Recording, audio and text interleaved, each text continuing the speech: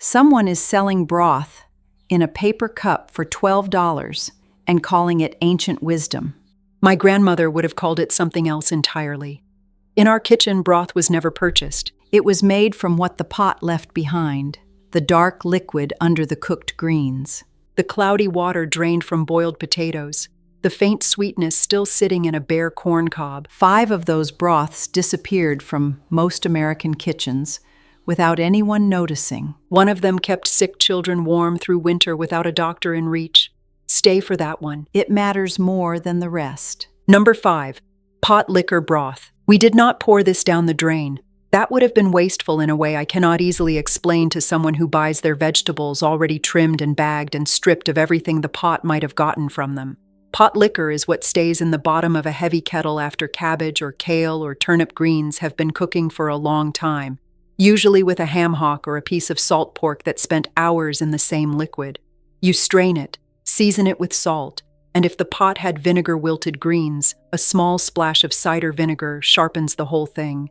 What comes out is dark greenish gold, not pretty, faintly bitter, smoky where the ham was, deeply savory in the way that only long-cooked things can be. Children drank it from heavy mugs before school on cold mornings. Women drank it finishing up the kitchen after supper. Someone recovering from illness drank it because it went down easy and left something useful behind. In homes like ours, where large pots of garden greens were a weekly staple, there was always enough pot likker to serve again. It was a second meal from a pot already used for supper, and it cost exactly nothing additional. What the grocery store sells now as mineral-rich broth at premium prices, this was it, made from a pot of cabbage on a Tuesday. We did not call it mineral-rich. We did not call it broth, strictly speaking. We called it supper.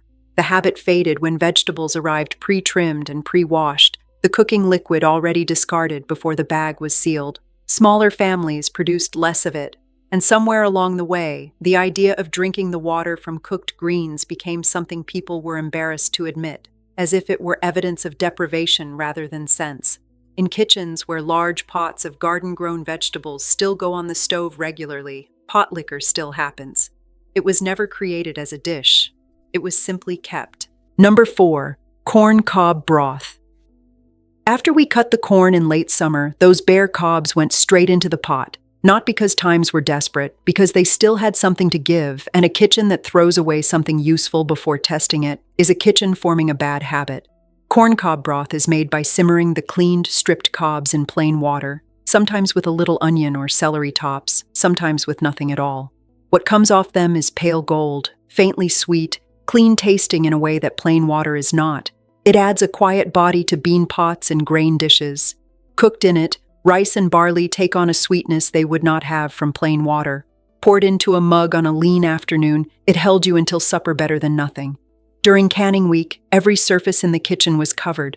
Corn was being cut, blanched, packed, and processed all day. The cobs came off the table in piles. Putting them in a pot of water was one more thing to do in a kitchen already full of one more things to do, but the result was a free supply of cooking liquid for the next several days, and nothing was sent to the compost pile that still had flavor in it. Food writers now promote corn cob broth as a zero-waste kitchen discovery. It is not a discovery, it is a practice that stopped when corn arrived frozen in a bag and the cob never entered the house at all. Where summer corn is still processed in volume, shucked, cut, packed, the cob still has a job. It goes into the pot. That is not cleverness. That is a kitchen paying attention to what it has. Sweetness that costs nothing but patience. A broth is not only a liquid, it is what happens when a kitchen refuses to decide that something is finished before it has been tested one more time. Number 3, bread broth. My mother did not make bread broth because times were hard. She made it because bread that had gone fully stale still had a meal left in it, and throwing away a meal was not a habit she kept or passed on. The principle is older than any recipe card. Stale bread, sometimes dried completely until it knocked hollow when you tapped it, goes into a pot of seasoned water or weak broth. It simmers until it dissolves into something thick and pale and porridge-like, soft all the way through, warm in a way that needs no explanation. A beaten egg stirred in at the end adds substance. A spoonful of butter or lard makes it richer. A little onion, cooked down first, gives it something to lean on. It looked like nothing. It tasted like what it was. Yesterday's bread, finished properly rather than discarded. The sick got this because it was gentle. Small children got it because it was soft and required no chewing. On a midweek day when Monday's baking had gone dry, this was the meal that kept the household fed without opening anything else. The disappearance is straightforward. Store-bought bread goes stale differently, faster, and with less flavor to recover when reconstituted. Smaller families produced less leftover bread, and the idea of serving someone a bowl of dissolved, stale bread came to feel like an admission of failure rather than an act of household management. But in kitchens where large loaves are baked from scratch at the beginning of the week, stale bread is a regular material, not a mistake. It has somewhere to go. It gets finished. Bread was not wasted. It was completed. Number 2, bean water. People drain that water straight into the sink. Every time I see it happen, I think about what just left the kitchen. When dried beans are soaked overnight and then cooked for hours, the water they sit in and cook in absorbs flavor, color, and everything they gave off in the process. Navy beans leave a pale, mild liquid.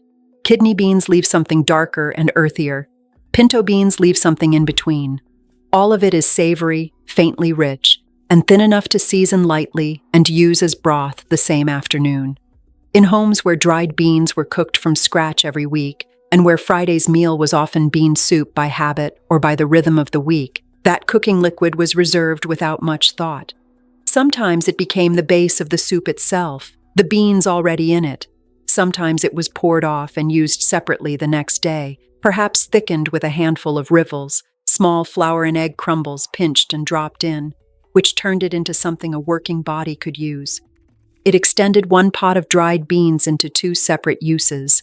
The beans were a meal, the liquid was another meal. The ham bone or salt pork already used in the pot gave the broth a depth it would not have had from scratch. Aquafaba, the liquid from canned chickpeas, is now considered a useful cooking ingredient.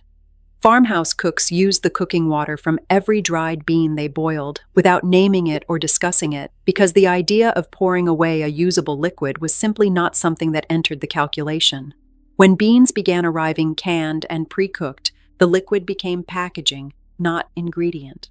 The habit of reserving it went with the habit of cooking them from scratch, 2 meals from 1 pot of beans. That was not cleverness. That was how a kitchen ran. The word broth makes people think of something elaborate, something purchased or carefully constructed.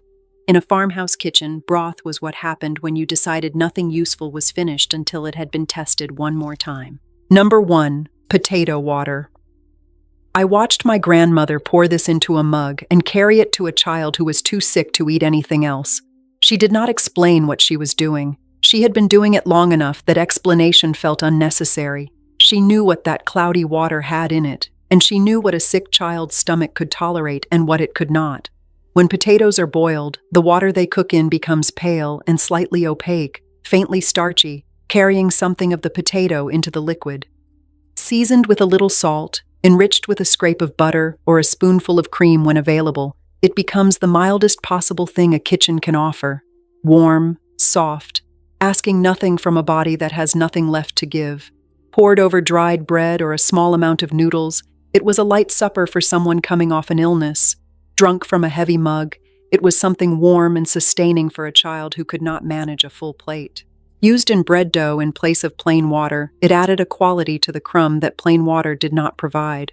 Some bakers in homes like ours used it routinely for this reason alone, illness or not. Every day that potatoes were boiled, which in most farmhouse kitchens meant nearly every day, this water was available. It did not require anything extra. It required only that someone decided not to pour it away. The habit vanished when people stopped boiling potatoes from scratch in large quantities, or when they did and drained them without a second thought, which is the same disappearance by a different path. The knowledge of what that starchy liquid could do was never formally recorded because everyone already knew. And when the people who knew it stopped being the ones running the kitchens, the knowledge left with them.